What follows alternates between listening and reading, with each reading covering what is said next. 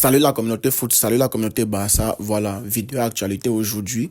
Une vidéo qui n'était même pas prévue à la base, mais bon, je suis tombé sur cette nouvelle et ça m'a vraiment choqué. Avant de commencer, n'hésitez pas à abonnez-vous, liker, partager comme d'habitude, activez la cloche de notification pour ne pas rater les prochaines vidéos et surtout donner vos avis en commentaire, surtout concernant le cas Ansu Fati.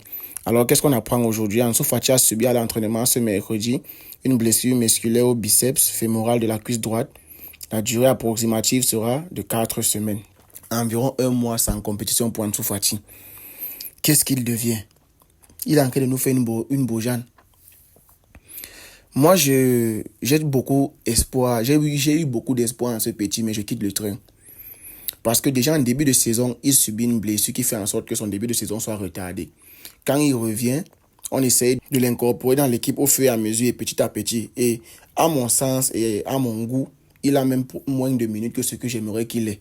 Mais quand je vois qu'aujourd'hui, c'est encore blessé à l'entraînement, ça me fait comprendre quelque part que peut-être Flick sait ce qu'il fait en ne pas donnant autant de minutes à Ansu Fati parce que il est fragile. Il est fragile. Peut-être s'il joue plus que ce qu'il ne joue actuellement, il va encore même gravement se blesser. Parce que là, c'est un problème musculaire. Alors qu'il ne joue même pas beaucoup. Et c'est subi à l'entraînement. Qui sait quel genre de blessure il peut contracter si c'est qu'il joue beaucoup plus. Regardez peut-être un petit comme Lamine Yamal, il s'est blessé aussi pour 3 à 4 semaines parce qu'il joue beaucoup. Imaginez si Ansu Fati a ce même temps de jeu, on va le perdre définitivement. Et quand on sait bien que quand on revient d'une blessure, surtout qu'il s'était fait les croisés en 2021, quand on revient d'une longue blessure, c'est dur pour retrouver son niveau. Et non seulement il ne retrouve pas son niveau, mais chaque 1-2 mois, il se reblesse. Même à Brighton, la saison dernière, il s'est beaucoup blessé. C'est pour ça qu'il n'a pas pu s'imposer. Donc à un moment donné, qu'est-ce qu'il faut faire? Pour moi, je pense qu'il faut vendre Ansu Fati. Je suis désolé, j'aime beaucoup ce petit. Ce petit m'a fait vibrer. Ce petit m'a fait avoir espoir en Barcelone, avoir espoir qu'on peut avoir une relève après Messi. Il m'a fait beaucoup rêver et il a beaucoup performé. J'ai beaucoup aimé ce petit. Jusqu'aujourd'hui, je l'aime toujours. Mais à un moment donné, il faut choisir le club et mettre un peu les émotions de côté. Parce que là, non seulement quand il revient de blessure, il ne prouve pas pour gagner beaucoup de temps de jeu. Et même si on lui donne beaucoup de temps de jeu, rien ne prouve que ça va encore beaucoup plus le blesser. Rien ne prouve. Donc, ça me fait beaucoup mal qu'à chaque fois, il faut qu'il se blesse, alors qu'il n'arrive même pas à retrouver son niveau. Je ne suis même pas sûr que Ansu Fati aujourd'hui coûte même 15 millions d'euros. Je ne suis même pas sûr. Tellement ça fait longtemps qu'il n'a pas été à haut niveau. Et on sait qu'il est fragile et il se blesse beaucoup. Qu'est-ce qu'on doit faire? À un moment donné, il faut vendre. Il faut vendre. Même, je ne sais pas combien il peut coûter aujourd'hui, mais il faut le vendre. Parce que vraiment, on souffre beaucoup avec lui. On le porte dans notre cœur. Ça nous fait mal qu'il soit blessé. Mais à un moment donné, il faut prendre les décisions et choisir le club. Donc pour moi, je crois qu'aujourd'hui, après avoir appris cette nouvelle, déjà en début de saison, quand il s'est blessé, je me disais qu'à un moment donné, il faut arrêter d'avoir espoir en lui. Mais j'ai voulu croire en lui parce que Hansi Flick était là. Il a essayé de redonner vie à Casado, de redonner vie à Rafinha, des joueurs comme ça. On voit Pablo Torre aujourd'hui que chaque fois qu'il vient, il performe quand même. Mais quand vous voyez que Ansu Fati, c'est les blessures, quand on lui donne le temps de jeu, c'est à peine s'il grappille quelques minutes. Et jusque-là, il ne prouve pas. Et en plus de ça, il se blesse encore. J'ai cru que Flick pouvait remettre Ansu Fati sur la bonne voie. Mais quand il se blesse, qu'est-ce qu'on doit faire de lui? À un moment donné, pour moi, ça c'est mon avis personnel, je pense qu'il faut vendre Ansu Fati. Même s'il ne nous rapporte pas beaucoup d'argent, de toutes les façons, c'est un enfant du club, on n'a pas payé pour l'avoir, donc c'est dur, mais c'est le football, c'est comme ça. Messi est parti comme ça, parce que la situation financière était difficile. Donc c'est le football, à un moment donné, même si tu portes quelqu'un dans ton cœur, autant pour moi, quand ça devient compliqué, et tu es face à une impasse, il faut prendre les décisions, même si elles font mal.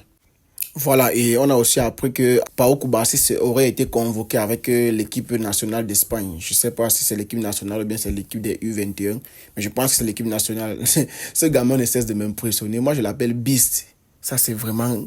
Ça, c'est un guerrier. Ça, c'est pas possible. Mais tu es blessé, gars. Ça m'a d'abord surpris qu'il était titulaire la dernière fois. Et puis là, tu es convoqué. Est-ce que tu as accepté la convocation? Comment? Tu es blessé, gars. Repose-toi. Est-ce que ça te fait pas mal? 10 points de situ à la joue, un endroit aussi sensible. Il est impressionnant, ce gamin, il est impressionnant, vraiment. Moi, je l'appelle Beast parce que vraiment, sa mentalité, et sa combativité, c'est juste impressionnant. Voilà. Autre rumeur, le Barcelone est en train de pister les ailiers gauche entre Nico Williams et Rafael Leao. Mentionnez en commentaire qui est-ce que vous préférez entre Nico Williams et Rafael Leao. Parce que là, Leao est prêt à dire oui à Barcelone. Donc, si le Barcelone, la situation financière est bien stable, déjà qu'ils ont signé un deal avec Nike pendant une longue période et ça va rapporter, je crois que ça sera le deal de sponsor le plus payé, le plus cher de l'histoire du football. Donc, je pense que les caisses peuvent se remplir et on peut signer soit Raphaël Leao, soit Nico Williams. Je ne sais vraiment pas, mais le début de saison de Raphaël Leao est époustouflant comparé à celui de Nico Williams qui n'a qu'une seule passe décisive et un but jusqu'ici. Donc, le train Barcelone, avec Griezmann, c'est passé 2 fois, mais est-ce qu'avec Nico Williams, ça pourra passer 2 fois? Quand tu es performe et qu'un grand club vient toquer à ta porte. Je pense qu'il faut saisir cette opportunité parce que tu n'es pas sûr de reproduire les mêmes performances. C'est pas comme si tu es Erling Haaland ou bien une superstar. Nico Williams, c'est un joueur qui joue depuis et qu'on l'observe, mais il n'a jamais performé comme il a fait récemment à l'Euro.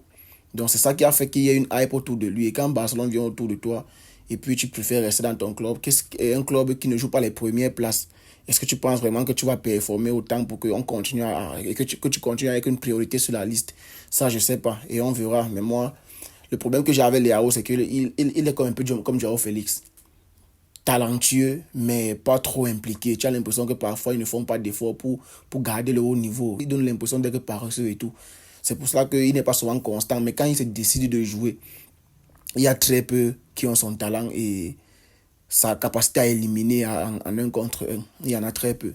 Donc, mentionnez en commentaire qui est-ce que vous préférez la saison prochaine entre Nico Williams et Raphaël Leao. Aussi, le poste de numéro 9, je vois les rumeurs sur Gyökeres, entre Gyökeres et Haaland, qui est-ce qu'on doit signer et tout. Voilà, Gyökeres aussi, il est en train de faire une saison qui est en train de le mettre au devant de la scène. Donc, si un grand club vient toquer à sa porte à l'été 2025, j'aimerais bien le conseiller de saisir cette opportunité parce que rester au Sporting, c'est bien, mais aller dans un plus grand club qui joue les premiers rôles, c'est encore mieux.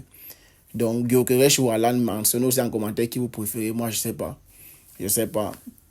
Avec un style de jeu direct comme on a là, on a besoin d'un renard de surface. Que ce soit Haaland ou Gyökeres, ça nous fera vraiment du bien. C'était pour revenir sur la petite actualité du jour. Si vous êtes resté jusqu'ici, abonnez-vous les gars, ça fait plaisir. Objectif 300 abonnés avant la fin du mois, vous voyez comment. Donc activez la cloche de notification, abonnez-vous pour ne pas rater les prochaines vidéos. Likez, partagez et surtout mentionnez en commentaire qui est-ce que vous préférez entre Haaland, Gyökeres ou Nico Williams, Raphaël Leao. Surtout les gars, on se tient à très vite pour une prochaine vidéo. Restez en santé, peace.